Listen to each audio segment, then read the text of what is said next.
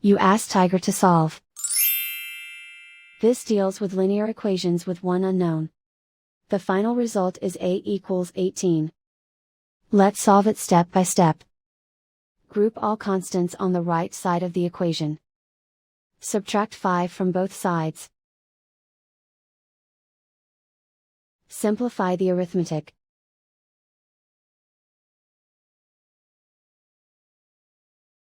Isolate the A. Multiply both sides by 6. Group like terms. Multiply the coefficients. Simplify the arithmetic.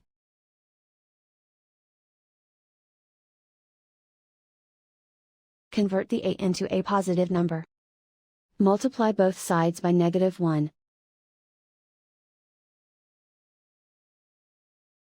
Remove the ones.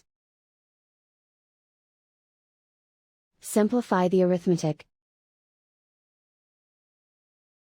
And so the final result is A equals 18.